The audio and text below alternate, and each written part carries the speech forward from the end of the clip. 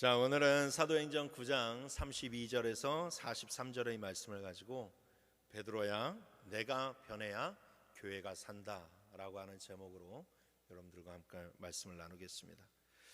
우리는 지난 시간에 사울이 예루살렘의 박해를 피해서 배를 타고 다소로 피신하는 장면까지 살펴보았습니다. 원래 이 이야기가 사울을 중심으로 계속해서 진행이 된다면 이 9장 31절에서 11장 19절로 점프를 해야 좀 사울을 중심으로 한 자연스러운 이야기 흐름이 이어지게 됩니다. 그런데 성경은 갑자기 사울을 중심으로 해서 계속 이야기하다가 뜬금없이 그 사울 중심의 이야기 흐름을 멈추고 갑자기 베드로에 대한 이야기를 여기 안에다가 삽입해 놓고 있는 것을 볼 수가 있어요. 문학적 전개상으로는 어떻게 보면 굉장히 엉뚱한 전개처럼 보일런지 모르지만, 근데 사실상 이것은 굉장히 중요한 역할을 하기 때문에 사울의 그런 사역에 있어서 빼놓을 수 없기 때문에 이 이야기를 여기에 첨부해 놓은 것입니다. 베드로의 이 이야기, 즉 베드로가 사람들을 고치고 또한 그 가운데서 고넬료를 만나는 이 이야기는 나중에 이 사울을 통해서 벌어지는 이방인 사역, 즉 이방인 교회가 세워지고 그 이방인 교회가 부흥하는 데 있어서 아주 굉장히 큰 역할들을 감당하는 그런 계기가 되기 때문에 오늘 이 성경은 이 베드로의 이야기를 여기에다 기록해 놓고 있어요. 우리가 지금까지 이 사도행전 1장 8절의 그 전개에 1장 8절에 비추어서 지금 사도행전을 살펴보고 있지 않습니까? 사실상 사도행전 이야기는 사도행전의 1장 8절이 어떻게 이루어지게 되는지를 전체적으로 보여주는 이야기라고 할 수 있어요. 그래서 우리가 지금까지 살펴본 것은 예루살렘 교회가 이 사도행전 1장 8절의 그 단계, 예루살렘과 온 유대와 사마리아와 땅끝이라고 하는 이 4단계의 그런 과정 가운데서 사마리아라고 하는 그런 단계까지 뛰어넘는 것을 우리가 살펴보았어요. 근데 이 사마리아의 사람들이 예수를 믿고 사마리아의 교회가 세워지고 그 교회를 인정하는 것도 그리 쉽게 되어진 일은 절대로 아닙니다.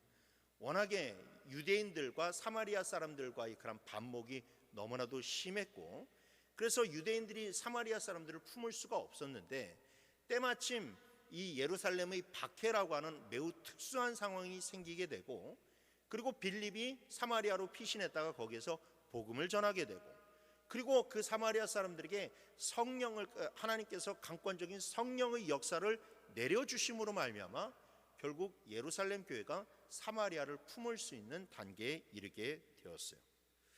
자, 그렇다면 이제는 남은 단계는 무엇입니까? 바로 이방 세계로 복음이 뻗어가는 거예요. 이방 세계에 하나님의 주님의 교회가 세워지게 되는 것입니다. 그래서 주님은 이 일을 위해서 한 사람을 예비해 놓으셨는데 그 사람이 누구입니까? 사울이죠. 사울. 나중에 사도 바울이라고 또 불려지는 그 사울이라는 사람을 세우십니다. 사도행전 9장 15절 말씀에 보니까 주께서 이르시되 가라, 이 사람은 내 이름을 이방인과 임금들과 이스라엘 자손들에게 전하기 위하여 택한 나의 그릇이라 라고 이미 하나님께서 못 박아두시고 그를 어떻게 쓸지를 이렇게 정해 놓으셨습니다. 그런데 이 이방 세계에 복음이 전파되고 이방 세계에 교회가 세워지게 되는 것은 단순히 사울이 가서 복음을 전하는 것만으로 단순히 해결될 문제가 아니라는 거죠. 이것의 가장 큰 문제는 무엇이냐? 예루살렘에 있는 예루살렘 교회가 그 이방인 교회를 인정해 주어야만 돼요. 사마리아의 교회가 세워진다고 했을 때 예루살렘 교회가 그 사마리아 교회가 이게 제대로 된 교회다라고 인정해 주는 것처럼 예루살렘 교회가 이방 지역에 세워지는 그러한 교회들도 그 교회가 아무 문제가 없다라는 것을 인정해 주어야만 됩니다. 왜냐? 공적인 인정을 받는 것은 그 교회의 정통성과 관련이 있기 때문에 그래요. 우리 교회도 기독교 대한 하나님의 성회라고 하는 총회에 속했고, 그 다음에 충주 지방의 인준을 받아서 세워진 교회입니다. 그리고 저 또한 공식적으로 세워져 있는 신학기관에서 제가 교육을 받았고, 또 그 인정된 그러한 노회에서 목사 안수를 받았죠.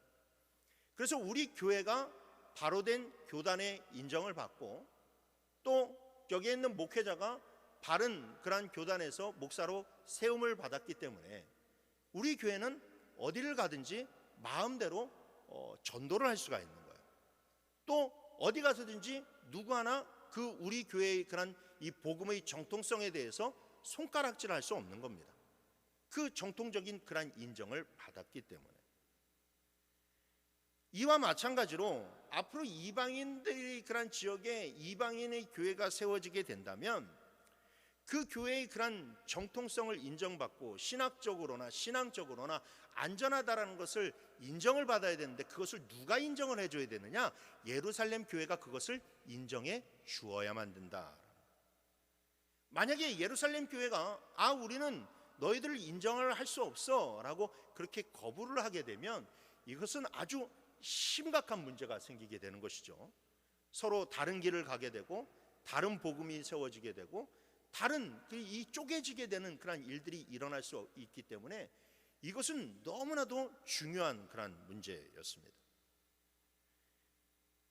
그렇다면 예루살렘 교회가 이방인들을 인정하면 되지 않느냐라고 여러분들이 쉽게 생각할 수 있을런지 모르지만 아니요, 절대 그것이 쉬운 일이 아니에요. 사마리아 교회를 품는 것도 어려운 일이었지만 이방인 교회를 품는다? 이거는 굉장히 심각한 문제였습니다. 왜냐? 이방인들은 할례를 받지 않았기 때문에.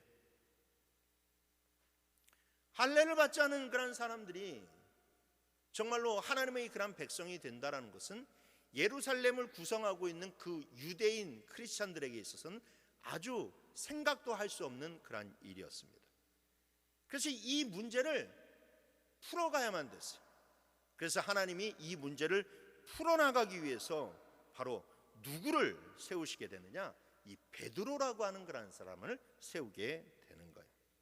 이 막중한 사명을 베드로에게 맡기셔서 베드로의 인식이 먼저 변화되게 하시고, 그래서 그 베드로의 그런 설득과 베드로의 그런 노력으로 말미암아 예루살렘 교회가 변화되도록 하나님께서 준비를 하고 계시다라는 것이죠. 사실상 이것은 베드로나 요한과 같은 사람에게나 가능한 일이었습니다. 왜냐? 그들은 정통 유대인이었어요. 그리고 그들은 예수님의 수제자였어요. 그만큼 그들은 사람들에게 인정받는 그런 권위를 가지고 있었어요. 사마리아에 세워진 교회를 인정하는 그런 과정 가운데서도 예루살렘 교회가 다른 사람이 아닌 베드로와 요한을 나중에 보냅니다. 그러면서 베드로와 요한을 보내면서 이런 거예요.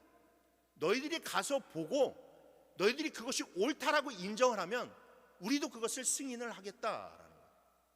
그래서 베드로와 요한이 가서 정말로 보고 자기를 통해서 성령을 내려주시는 것을 보았을 때 예루살렘 교회에 가가지고 보고를 하니까 예루살렘 교회가 사마리아 교회를 인정하게 되는 일들이 일어나게 된 거죠.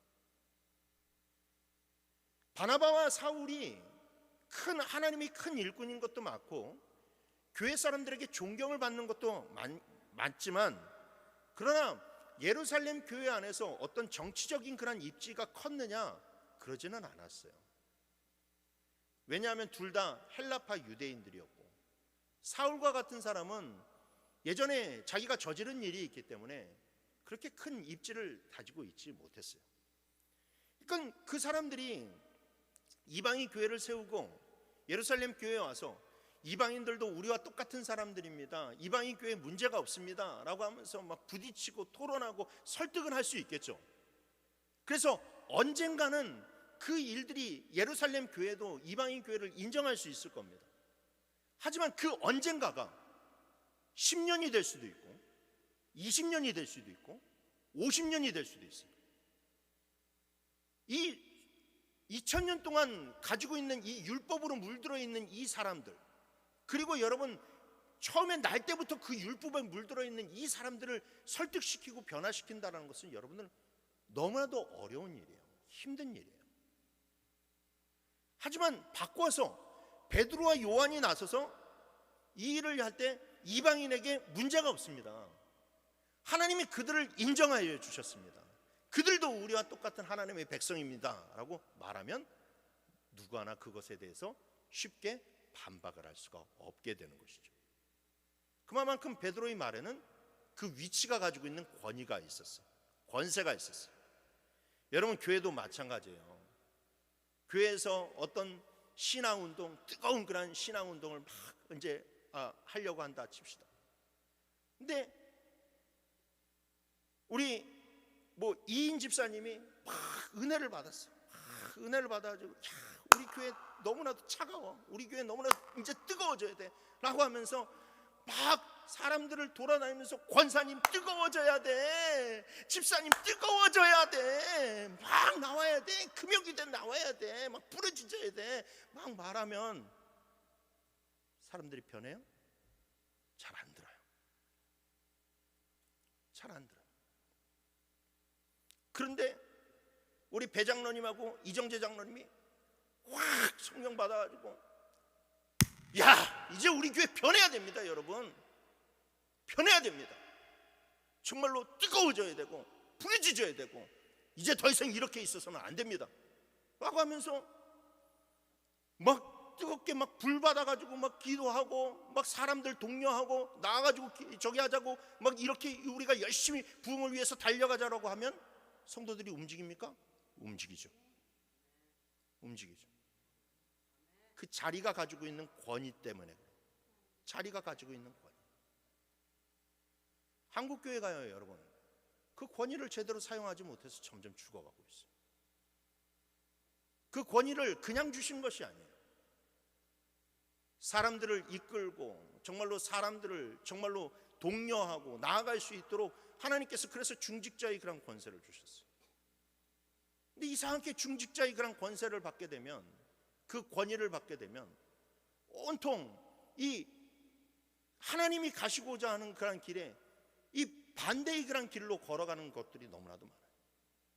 제가 장로교회에서 계속해서 신앙생활을 해왔지 않습니까? 이 장로교회에서는 장로교회는 장로님들이 정치를 한다고 그래서 장로교회. 근데 장로교회의 가장 큰 문제점은 장로님들이에요. 아니, 우리 교회는 아니고 우리 교회는 아니고. 그래서 뭔가 목사님 뭘 하려고 그러면 장로님들이 반대부터 하고 나서. 그러니까 여러분 이 한 사람이 가지고 있는 이 권세를 어떻게 활용하느냐에 따라서 전혀 다른 결과가 나오는 거예요. 그 한 사람이 그 권세를 꽉 붙들고 막기 시작하면 막히는 거고, 그 사람이 그 권세를 가지고 활짝 열기 시작하면 열리는 거예요. 그래서 예수님께서도 말씀하셨잖아요. 너희들이 땅에서 매면 하늘에서도 매일 것이요, 땅에서 열면 하늘에서 풀릴 것이라고 이야기하셨죠. 그래서 주님은 이 문제를 해결하기 위해서 베드로라는 그런 사람을 이제 변화시키시고 결정하셨어요. 그리고 우리는 이 베드로가 이 사건을 통해서 변화받고, 그 다음에 결국에는 고넬료라고 하는 그런 사람을 만나게 되고, 그래서 자기 안에 있는 모든 편견과 그런 것들이 깨지는 그런 사건들을 보게 될 거예요. 그리고 이 사건이 결국 사도행전 15장에 가게 되면 결국 골맞던 문제가 터져요. 사울과 바나바가 예루살렘에 와가지고 이방인 교회를 좀 인정을 해달라, 왜 할례 받지 않으면 그렇게 이 성도가 될 수 없다라고 이야기하느냐라고 하면서 그렇게 이야기하니까 예루살렘 교회가 그것을 반대를 하고 나서요, 할례 받아야 된다는 거예요, 무조건. 그런데 그때 베드로가 일어서서 모든 그런 교인들 앞에서 내가 이방인들을 만나보고 내가 이방인들에게 가서 전도를 해보고 내가 이방인들을 위해서 기도해보니까 할례가 문제가 아니다 라고 그렇게 변화함으로 말미암아 이 이방인 교회가 부흥되는 그 중요한 분기점에서 물꼬가 터지게 되고 사울의 그러한 사역이 굉장히 탄력을 받게 되면서 부흥의 길로 들어가는 것을 여러분들은 지켜보게 될 것입니다. 그렇습니다. 여러분, 성경을 보면요, 하나님은 항상 한 사람을 변화시켜서 놀라운 일들을 행하세요. 여러분, 우리가 성경을 딱 보게 되면 항상 어떤 그 성경에 등장하는 한 사람이 있잖아요. 모세가 등장하고 여호수아가 등장하고 사무엘이 등장하고 다윗이 등장하고, 하나님이 항상 그 한 사람을 변화시킴으로 말미암아서 그 놀라운 그런 이스라엘의 그 영적인 축복의 물꼬가 터지게 하시는 것을 볼 수가 있습니다. 그리고 마찬가지로 베드로라고 하는 그런 사람이 자기의 편견이 깨지고 자기가 변화되었을 때 수많은 그런 교회가 변화된 것처럼 우리 한 사람이 변하면 하나님께서 놀라운 일들을 행하실 줄 믿으시길 바랍니다. 오늘 하나님이, 그래서 오늘 말씀은 이 베드로가 고넬료를 만나기 전에 하나님께서 준비시키는 과정이에요. 그냥 단순히 이것은 중풍병자를 고치는 이야기, 죽은 사람을 살리는 이야기가 아니라 고넬료를 만나기 전에 이 베드로의 그런 마음을 변화시키시고 준비시켜 나가는 그런 과정입니다. 그래서 우리가 하나님께서 베드로에게 어떤 변화를 요구하시는지 살펴보면서 우리도 늘 변화하여 나로부터 부흥이 시작되기를 주님의 이름으로 축원합니다. 오늘 우리가 살펴볼 첫 번째 신앙적인 교훈은 베드로야, 낡은 것을 버려라. 낡은 것을 버려라. 낡은 것을. 32절 33절 말씀해 보시면, 그때에 베드로가 사방으로 두루 다니다가 루다에 사는 성도들에게도 내려갔더니 거기서 애니아라 하는 사람을 만나매 그는 중풍병으로 침상 위에 누운 지 8해라라고 나와 있어요. 복음이 전파되고 유대 지역의 그런 여러 곳들에 교회가 서게 되자 베드로는 이곳저곳 교회 유대에 있는 지역들을 다니면서 설교를 하였습니다. 그러던 와중에 베드로가 예루살렘의 서쪽에 있는 루다라고 하는 지역에 이르게 돼요. 근데 그곳에 갔더니 애니아라고 하는 그런 성도가 이 중풍병에 걸려서 8년 동안 누워 있었다라고 이야기합니다. 애니아라고 하는 이름은 헬라어 이름으로 남자 이름이에요. 그래서 이 사람은 아마도 헬라파 유대인이었을 가능성이 굉장히 높습니다.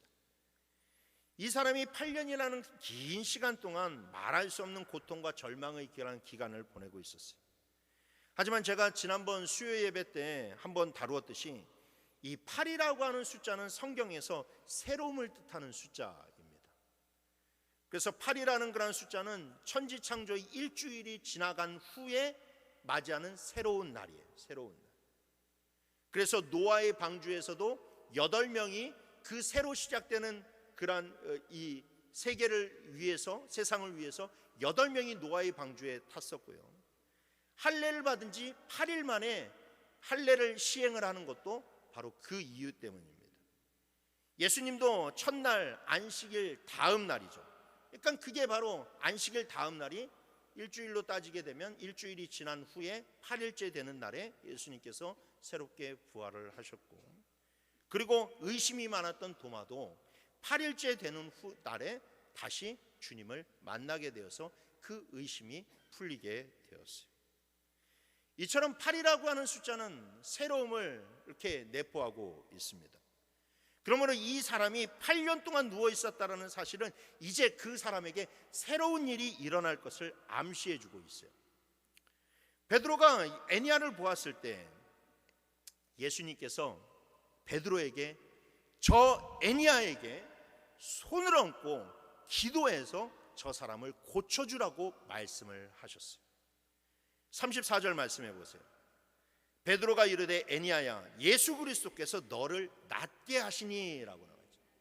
이게 지금 그냥 병자를 보니까 베드로가 그냥 이렇게 뭐 기도해 주고 싶다라고 해서 기도하는 것이 아니라 그 병자를 보는 순간 예수님께서 베드로야, 내가 저 사람을 낫고자 한다. 내가 저 사람을 고쳐주고자 한다. 너 가서 기도해라 라고 그렇게 예수님께서 명령을 하셨고, 그래서 베드로는 애니아에게 그 말을 한 후에 그에게 그를 위해서 기도해 주었습니다. 베드로가 예수님이 주신 감동대로 기도했더니 정말로 애니야가 깨끗하게 나음을 받았어요. 그런데 그때 베드로가 애니야에게 또 다른 명령을 내리게 되는데 그 명령은 무엇이냐? 내 자리를 정돈하라 라는 것이었어요. 내 자리를 정돈하라. 그것은 1차적으로 8년 동안 그가 병상에 누워 있었기 때문에 여러분 아무래도 청결하지 못했을 수도 있고 또 여러 가지 이불 자리가 있었을 테니까 아마도 이전에 그런 아팠던 그런 정돈되지 않은 자리를 일어나서 이제 깨끗이 침상을 정리하라 라고 하는 그런 말씀으로도 이해를 할 수가 있어요. 하지만 여기에는 더욱더 깊은 영적인 의미가 있었다는 것이죠. 그것은 바로 무엇이냐? 병에 걸리기 이전의 삶을 정리하라는 거예요. 네가 왜 병에 걸렸는지 그 이유를 살펴보고 다시는 그와 같은 그런 죄를 범하지 말라고 그 이전의 삶을 정리하라는 뜻이죠. 이와 똑같은 이야기가 요한복음 5장에 나옵니다. 요한복음 5장에는 예수님이 베데스다에 가서 거기에서 38년 된 병자를 고치시는 그런 장면이 나와요. 그때 예수님이 38년 된 그런 병자에게 일어나 내 자리를 들고 걸어가라 라고 얘기했어요. 그런데 여러분, 이 일어나 자리를 들고 걸어가라 라고 하는 이 말씀이 그냥 물론 그가 그 자리에 돗자리를 깔고 누워 있었으니까 그 자리를 들고 가는 그런 1차적인 의미가 있지만, 그러나 그것보다 더 깊은 의미가 있었죠. 예수님이 나중에 성전에서 그 사람을 만난 후에 그 사람에게 뭐라고 이야기하십니까? 요한복음 5장 14절에 내가 나았으니 더 심한 것이 생기지 않게 다시는 죄를 범하지 말라라고 얘기해요. 그러니까 그가 가지고 있는 그런 이 아픔에 그가 가지고 있는 그런 병의 그런 뒤편에는 그 병을 불러올 수밖에 없었던 아주 심각한 그런 죄, 이전의 그런 나쁜 습관이 그에게 있었다라는 것이죠. 그래서 주님은 그것을 정리하라는 거예요. 다시는 그 일을 하지 말라라고 그렇게 말씀하셨다라는 것이죠. 그래서 지금 주님도 베드로의 입술을 통해서 애니야에게 중풍을 불러온 그 잘못된 삶을 청산하고 이제는 다시 완전히 변화받은 그런 삶을 살아가라고 촉구하고 계신 것입니다. 여러분, 성도가 육체의 질병을 낳았을 때 육체의 질병을 나음받은 것이 중요한 것이 아니에요. 내가 병을 가지고 있다가 하나님께 기도를 했는데 하나님께서 내 병을 고쳐주셨다면, 여러분, 하나님의 목적은 내 육신이 나음을 받는 데 있는 것이 아니에요. 나음을 받았으면 이전의 삶을 정리하는 게 중요한 것입니다. 이전의 잘못된 것을 끊어내는 것이 중요한 거예요. 그래서 다시금 새로운 삶을 살아가는 것, 이전과는 전혀 다른 삶을 살아가는 것이 그 사람을 고치시는 목적이에요. 그 사람에게 복 주시는 목적이에요. 그 사람의 인생을 변화시키는 목적이에요. 우리 육신 잘 되라고, 건강한 육신으로 잘 먹고 잘 살라고 고쳐주신다고요? 아니라는 거예요. 이제는 육신을 위해서 살지 말고 그 건강한 육신을 가지고 주님의 일을 하면서 살아가라는 것이죠. 그래서 여러분, 애니야는 어떻겠습니까? 내 자리를 정돈하라고 하는 그런 말씀을 듣고 그가 완전히 그가 삶을, 이 육신을 고침받았을 때 그는 어떻게 살아갔을까요? 오늘 본문 35절 말씀 우리 다 같이 한번 읽어봅시다. 시작.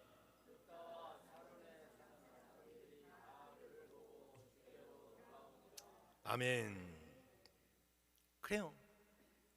이 애니야가 변화받아서 이 애니야 때문에 룻다와 사론에 사는 사람들이 다 그를 보고 주께로 돌아왔다라고 이야기하고 있어요. 여러분, 이것은 단순한 애니야가 병 고침 받았기 때문에 사람들이 그것 때문에 놀라서 여기에서 주님을 믿기 시작했다라는 말씀이 아니에요. 애니야가 자신의 삶을 정돈했기 때문에 그래요. 그가 변화받고 그가 나아가서 하나님의 일꾼으로 복음 전했기 때문에 그래요. 여기에 보면 여러분, 룻다는 지금 애니야가 사는 마을이지만 그런데 사론에 사는 사람들까지도 다 그를 보고 주께 돌아왔다라고 그랬어요. 여기에서 사론은 여러분들이 잘 아는 그 샤론입니다. 샤론. 근데 이 샤론이라고 하는 그런 지역은 그냥 어떤 마을의 이름이 아니에요. 마을의 이름이 아니라 굉장히 넓은 지역을 통칭하는 그런 이 넓은 지역을 가리키는 그런 이름이에요. 그러니까 사론에 있는 그런 사람들이 와서 예수 이 글을 보고 믿었다라는 것은 그가 사론 지역을 다 돌아다니면서 자기가 왜 어떻게 구원을 받았는지, 하나님께서 자기에게 어떻게 역사를 해주셨는지를 그가 증거했고, 그래서 수많은 사람들이 그 증거를 믿고 예수를 믿었다라는 거예요. 그럼 변화가 일어났다라는 것이죠. 그렇게 자기가 이전의 그런 삶을, 자기 육신만을 위한 삶을 청산하고 주님을 위한 삶을 살아가기 시작하니까, 애니야 한 사람이 변화되니까, 애니야 한 사람이 고침받으니까 수많은 사론 지역의 그런 사람들이 예수를 믿게 되었어요. 근데 여러분, 이 사건은 사실 베드로를 향한 메시지예요. 주님이 지금 이 사건을 통해서 베드로에게 알려주시는 것은 그를 포함한 예루살렘 교회가 이 낡은 유대 율법이라고 하는 이 병든 자리에 머물러 있어서 옴짝달싹하지 못하고 주님의 일을 하지 못하고 있는 그것을 지적하시는 겁니다. 마치 예루살렘 교회가 이 중풍병과 같은 그런 영적인 중풍병에 걸려서, 유대 율법이라고 하는 영적인 중풍병에 걸려서 하나님의 일들을 하지 못하고 있다라는 거예요. 당시 예루살렘 교회는, 이 예루살렘 교회는 유대인들로 구성되어 있었고, 이 유대인들은 예수를 믿긴 믿지만 유대인들이 율법도 여전히 지키고 있었어요. 율법을 여전히 매여 있었어요. 근데 여러분, 이 율법도 하나님이 원래 주신 그런 구약에 있어서 있는 그 깨끗한 율법이냐? 아니에요. 신약시대 이 유대인들이 믿었던 율법은 온통 그런 선민주의 잘못된 사상과 그 다음에 사람들이 그런 만들어낸 구전율법이 온통 뒤섞여 있는 그런 잘못된 율법이었어요. 그러니까 율법을 믿으면 믿을수록, 율법을 지키면 지킬수록 하나님이 기쁘고 하나님이 좋은 것이 아니라 믿는 게 무거운 짐과 같은 거예요. 억지로 하나님을 믿게 되는, 그렇게 사람을, 그렇게 신앙의 기쁨들은 다 앗아가고 그냥 사람들을 그렇게 율법 아래 짓누르는 그런 율법이었더라고요. 특별히 그 가운데서 유대인들은 아주 심각한 점이 하나 있었으니 사람을 할례받은 사람과 할례받지 못한 그런 사람으로 구분을 했어요. 그러다 보니 예루살렘 교회 사람들도 아무리 이방인이 예수를 믿어도 그 사람은 할례를 받아야 된다라고 생각을 했어요. 그런데 여러분, 할례를 요구하면 예수를 믿기로 결심했던 그런 사람들도 오히려 떠나가는 일들이 생기게 되는 거예요. 누가 예수를 믿을 수 있겠습니까? 오히려 막 복음이 막 퍼져나가야 될 그때에 이 할례는 문제를 가지고 예루살렘 사람들이, 예루살렘 교회가 걸고 넘어지니까 온통 사도 바울은 죽어라고 그렇게 자기가 복음 사역을 했는데, 이것으로 인해서 교회가 교회로 인정받지 못하고 성도가 성도로 인정받지 못하는 심각한 문제가 생길 수밖에 없게 된다는 것이죠. 그래서 이 예루살렘 교회는 이 율법을 버려야만 됐어요. 이 사람이 만든 낡은 율법을 버려버리고 하나님의 말씀으로 새롭게 태어나야만 됐어요. 그래서 주님은 이 베드로를 통해서 낡은 것을 버려야 새롭게 될 수 있다는 것을 알려주시는 거예요.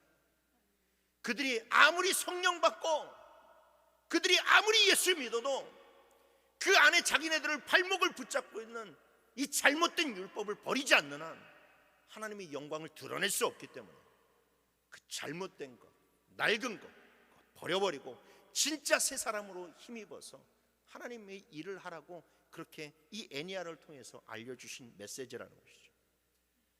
그렇습니다. 여러분, 우리가 예수 믿게 되었을 때 가장 중요한 것은 이전의 삶을 정리하는 거예요. 내가 예수 믿기 이전의 그런 삶 가운데서 주님이 기뻐하시지 않는 것들이 있다면 그것을 과감히 쳐내야만 된다라는 겁니다. 내가 예수 믿음에도 불구하고 이전의 그런 똑같은 하나님이 기뻐하시지 않는 그런 삶을 여러분들 달고 살면 내 신앙도 복잡해져요. 이것을 해야 되는지 이것을 말아야 되는지 막 고민하는 것이 신앙의 그런 신앙생활의 대부분을 차지하게 되고, 그 갈등하는 그런 모습을 보면서 내 주변 사람들도 과연 예수가 있기나 하는 것일까라고 하는 의구심을 갖게 된다라는 것이죠. 그래서 여러분, 주님께서는 이 땅에 오셔서 우리를 만나 주시고 우리를 은혜로 구원해 주시는 것은 언젠가는 썩어 죽을 수밖에 없는 우리 육신만을 위한 것이 아니라는 것을 반드시 기억해야만 돼요. 예수 믿어서 복받고 즐기라고 우리에게 복음을 주신 것이 아니잖아요. 우리를 찾아오셔서 우리에게 복음을 주시고 예수 그리스도의 사랑을 가르쳐 주신 것은 내가 변화됨으로 말미암아서 죽어가는 그런 생명들을 보이게 하시고 그 죽어가는 그런 생명들을 살리게 하기 위함 아닙니까? 그래서 여러분, 우리는 이 정말로 주님 안에서 온전한 전도자가 되고 증거자가 되려면요, 여러분, 우리의 삶을 정리정돈해야 돼요. 더러운 것들은 다 없애야 됩니다. 하나님이 기뻐하시지 않는 것들은 여러분들 없앨 수 있어야만 돼요. 그래서 나의 영성을 어지럽히거나 신앙을 방해하거나 시험에 들게 하는 그런 것들은 다 정리해 나가고 온전한 모습으로 변화를 받아야 여러분, 우리는 주님의 제자가 될 수 있어요. 이전의 나의 낡은 생각과 나의 성격과 나의 습관까지도 다 십자가에 못 박을 때 우리는 비로소 내가 아닌 예수 그리스도께서 살리신 그런 사람으로 살아간다 증거할 수 있다라는 겁니다. 그러니 여러분, 항상 여러분들 안에 영성을 점검하셔서 주님이 기뻐하시지 않는 것들은 다 끊어내시고 이제 주님의 영광의 빛을 널리 전하는 성도님들이 되시길 주님의 이름으로 축원합니다. 오늘 본문이 주는 두 번째 교훈은 베드로야, 너도 은혜로 구원받았다는 사실을 잊지 말라는 것입니다. 너도 은혜로 구원을 받았다는 사실을 잊지 말아라. 앞서 살펴본 것처럼 애니야가 고침받았다는 소식은 순식간에 사론 지역으로 퍼지게 되었어요. 여러분들 이제 지도를 하나 보여드릴 텐데 이 지도를 보시면 알겠지만 사론이라고 하는 그러한 지역은 저 화살표가 가리키고 있는 녹색 지역을 가리켜요. 그래서 이 굉장히 넓은 그러한 지역을 사론 지역이라고 이야기합니다. 그리고 사론 지역에 이 애니야의 소식이 퍼졌다라는 것은 그 안에 이 지금 다비다가 있는 욥바에게도 이 소식이 퍼지게 되었다라는 것을 의미하고 있는 것이고, 저 지도에는 표시가 되어 있지 않지만 저 위에 가이사랴라고 하는 그런 지역도 이 사론 지역에 들어가는데 가이사랴 지역에는 누가 있어요? 고넬료가 있었다라는 것이죠. 그래서 이 애니야의 그런 소식이 사론 지역에 쫙 퍼지게 됩니다. 그런데 저 사론 지역에 있는 지역 중에 하나였던 욥바 지역에 이 다비다라고 하는 여제자가 있었어요.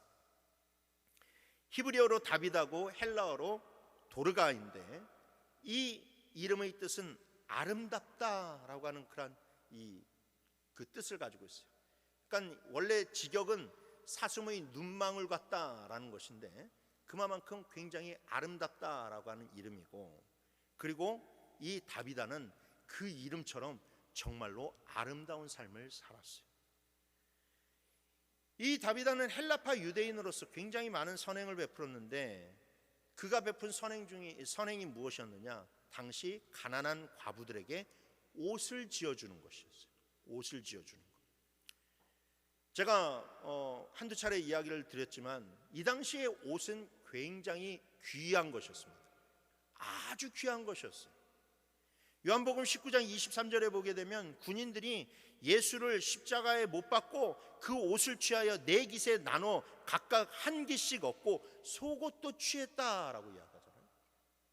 제가 예전에 성경을 잘 몰랐을 때는 이거 막 이렇게 보면서 이 예수님이 속옷도 취했다라고 하니까 야, 로마 병정들 진짜 악랄하다. 예수님의 빤스까지 가져가다니 야, 진짜 악랄한 놈들이구나. 막 그렇게 생각을 했거든요.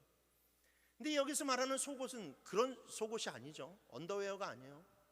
여기서 말하는 속옷은 여기에서 오른쪽 여러분들 보시기에 이 왼편에 있는 것처럼 그냥 사람이 이 안에 입는 이 옷이 속옷입니다. 이 안에 있는 옷이 속옷. 그리고 그 옆에 그 위에 걸친 것이 겉옷이. 그래서 이 겉옷과 속옷이 바로 이 이스라엘 사람들에게 있어서 매우 필수적인 옷이었죠. 특별히 저 겉옷은요, 팔레스타인과 같이 일교차가 심한 데 있어서는 굉장히 중요한 옷이었어요. 저 겉옷이 없으면 자칫 잘못했다가는 병에 걸리기 쉬웠고 그 다음에 얼어 죽을 수도 있었어요. 그런데 겉옷이 굉장히 비싸요. 겉옷이 비싸다 보니까 웬만한 중산층 사람들도 겉옷은 그냥 한두 벌밖에 가지고 있지 못했어요. 그런데 가난한 과부들, 정말로 남성 중심 사회에서 아무 일도 할 수 없고 그냥 이삭을 줍는 것밖에 할 수 없는 그런 사람들이 저 겉옷을 가진다라는 것은 너무나도 어려운 일이었죠. 그런데 이 다비다가 그 경제력이 없고 무력한 과부들을 위해서 손수 옷을 만들어서 그들에게 제공했어요. 그냥 속옷만 만들어서 제공한 것이 아니라 겉옷까지도 만들어서 그들에게 입혔다라는 거예요. 이것은 무엇을 의미합니까? 물질적으로나 아니면 자기가 수고로움이 있어서나 어느 한 곳이 빠짐없이 정말로 헌신적으로 그들을 돌보고 그들을 사랑했다라는 것을 의미하고 있어요. 엄청난 사랑이자 헌신인 거예요. 그런데 여러분, 그 좋은 일을 하던 다비다가 병에 걸려서 그만 사망해버리고 말았어요. 요바에 있는 그런 과부들을 포함한 성도들은 정말로 큰 충격이었어요. 이런 다비다를 하나님께서 데려가 가시다니. 그래서 너무나도 큰 충격과 슬픔에 빠져 있었는데 때마침 요바에서 가까운 이 루다라고 하는 곳에 베드로 사도가 왔고, 그 베드로 사도가 애니아라고 하는 8년 된 중풍병자를 살렸다라고 하는 소식이 이들에게 들리게 된 거예요. 그러니까 이 과부들이 정말로 이 지푸라기라도 짚는 그런 심정을 가지고, 야, 이 베드로 사도를 이곳으로 모셔와서 그가 이 다비다를 위해서 기도하면 다비다가 살아나지 않을까? 라고 하는 너무나도 순진무구한 그런 기대를 가지고 사람을 즉시 보내서 이 베드로를 모셔오게 됩니다. 베드로가 사람들이 이제 강권에서 왔는데, 강권에서 와서 봤더니 거기에 뭐가 있어요? 죽은 사람이 있어요. 죽은 사람이 있어요. 여러분, 사실 아무리 베드로라 해도 죽은 사람을 살려달라고 하는 요청이 얼마나 부담스럽겠어요. 물론 기적을 이루시는 분은 하나님이시지만, 하나님께 불가능한 것은 없지만, 그러나 여러분, 죽은 사람을 살려달라고 하는 그런 기도 자체가, 여러분, 이것은 사실상 힘든 일이에요. 어찌 보면 불가능한 일이죠. 말도 안 되는 일이에요. 또한 지금 베드로는 어디에 있어요? 시신이 있는 방에 있어요. 유대인의 율법 중에서 가장 더럽고 가장 사람을 부정하게 만드는 것이 뭐예요? 시신이에요. 시신이에요. 그래서 시신에 이방인들과 한 방에 있는 것도 견딜 수 없는 사람이 시신이 있는 방에 있다라고? 여러분, 이것은 상상을 할 수가 없는 거예요. 그래서 유대인들은 혹여나 무덤이라도 밟을까봐, 무덤을 밟아도 자기네들이 부정한다라고 생각을 하니까 무덤에다가 회치를 해놓잖아요. 여기 무덤이라고. 그래서 그 무덤, 이 시신을 접하지도 못하게 만들어요. 그런데 시신이 있는 방에 들어가고 그 시신을 붙잡고 기도해달라고 그러니까 베드로 입장에서는 진짜 말도 안 되는 이야기예요. 그러니까 베드로가요, 이것을 하고 싶지가 않았어요. 베드로가 이것을 하고 싶지가 않아서 좀 빨리라도 이 방에서 조금 벗어나서 어떻게 해야 될 그런 아주 역력한 기세가 거기에서 나타나기 시작했어요. 그런데 그때 그 방에 있었던 그 과부들, 다비다로부터 정말로 은혜를 받았던 그 과부들이 울면서 베드로에게 이야기합니다. 베드로님, 제가 지금 입고 있는 이 옷이 저기 누워있는 다비다가 나 같은 사람을 위해서 지어준 옷이에요. 세상 사람들이 다 나 불결하다고 그러고 부정하다고 그러고 가치 없다라고 이야기하는데, 저 다비다만큼은 나에게 찾아와서 춥지 않아요? 힘들지 않아요? 배고프지 않아요? 라고 말하면서 이 옷을 나에게 지어줬다고요. 그러니까 그 옆에 있는 또 다른 과부가 제 옷도 다비다가 지어준 거예요. 또 다른 과부가 이 옷도 다비다가 지어준 거예요 라고 하면서 거기에 있는 수많은 그런 과부들이 울고 통곡을 하면서 베드로 사도님, 그래도 기도는 해줄 수 있는 거 아닙니까? 기도는 해줄 수 있는 거 아닙니까? 그래서 울면서 간청을 하는 거예요. 베드로가 거기에서 어떻게 하겠어요? 나는 못해요. 난 이 시체가 부정해가지고 내가 어떻게 이것을 할 수 있어요? 여러분, 그런 말을 했겠어요? 아니죠. 베드로도 그것은 뿌리칠 수가 없는 거예요. 그래서 베드로가 사람들을 다 내보내고 혼자 시신에 있는 그런 방에서 그때 무릎을 꿇고 기도하기 시작하는 거예요. 다비다의 그 시신의 손을 붙잡고 그래서 간절하게, 하나님 어찌해야 됩니까? 하나님 역사해 주세요. 하나님 어찌해야 됩니까? 하나님께서 인도하시는 대로 되리라 생각합니다.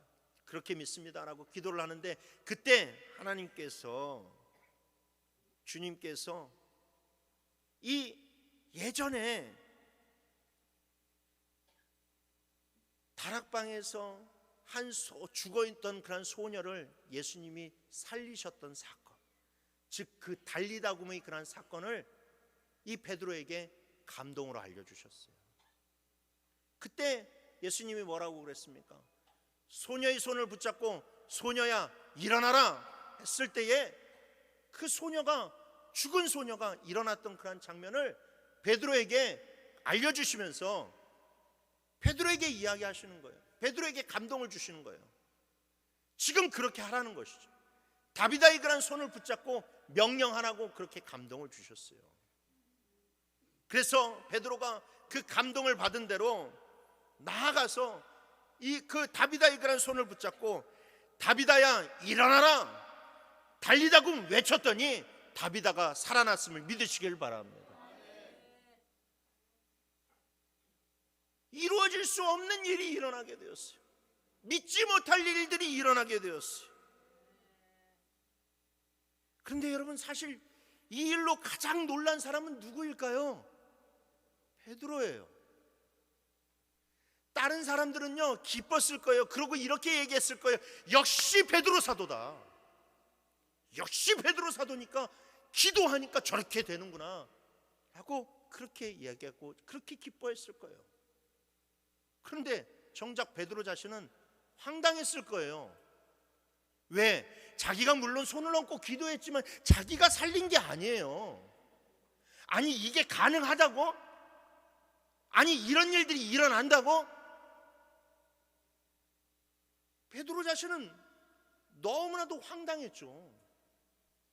여러분, 제가 가끔 이제 우리 아픈 성도님들을 위해서 기도하고 난 후에 다음 주가 돼서 성도님들이 오셔서 저한테 목사님이 기도하니까 그냥 깨끗이 나았어 라고 하면은 성도님들이야 목사님이 기도했으니까 깨끗이 나았어 그러면서 감사하는데요, 저는 어리둥절해요.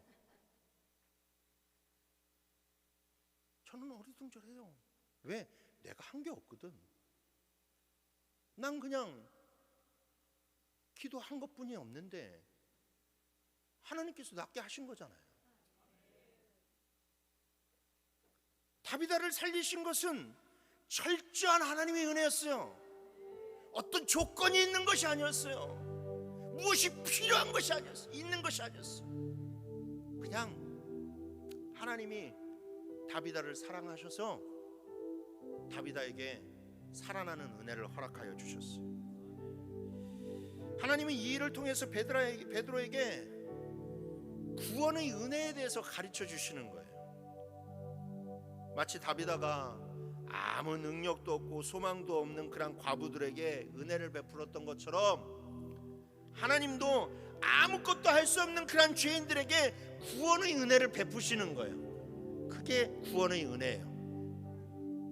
율법을 잘 지켰기 때문에, 할례를 받았기 때문에, 그래서 여러분 구원의 은혜를 베푸시는 게 아니에요.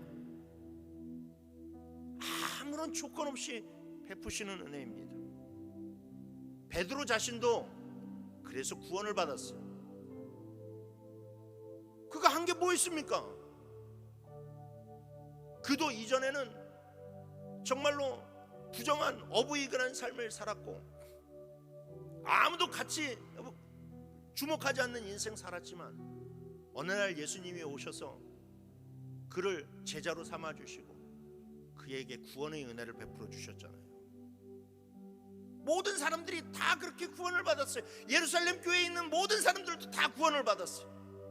그런데 그렇게 구원의 은혜로 구원을 받은 사람들이, 그 하나님이 무조건적인 은혜로 구원을 받았던 사람들이 이제 와서 이방인들에게 너희들 할례 받지 못하면 예수 믿을 수 없어, 너희들 할례 받지 못하면 성도가 될 수 없어 라고 말한다고요? 여러분, 이것은 있을 수가 없는 일이에요. 그래서 주님은 베드로에게 이 구원의 은혜를 알려주시고, 그래서 그 구원의 은혜를 가지고 그가 고넬료를 만날 준비를 시키십니다. 그래서 이전의 자기로서는 고넬료를 만나지 않았을 거예요.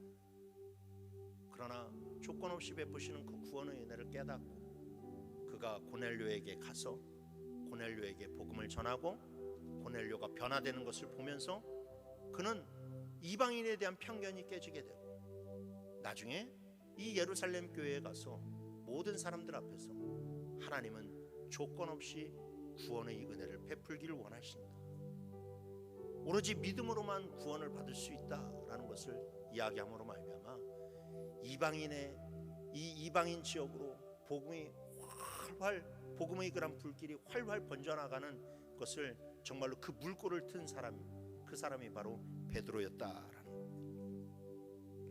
사랑하는 성도 여러분, 우리가 신앙생활하면서 가장 잊지 말아야 될 것이 우리가 은혜를 입은 자라는 거예요. 우리는 모두 더러운 죄로 말미암아 죽을 수밖에 없는 자들이었어요. 근데 주님은 그런 우리를 긍휼히 여기시고 사랑하셔서 우리에게 놀라운 은혜를 베푸셨습니다. 그럼 여러분, 은혜를 받은 사람은 어떻게 살아가야 될까요? 은혜를 받은 자처럼 살아가야 됩니다. 다비다처럼 아름다운 삶을 살아가야만 돼요.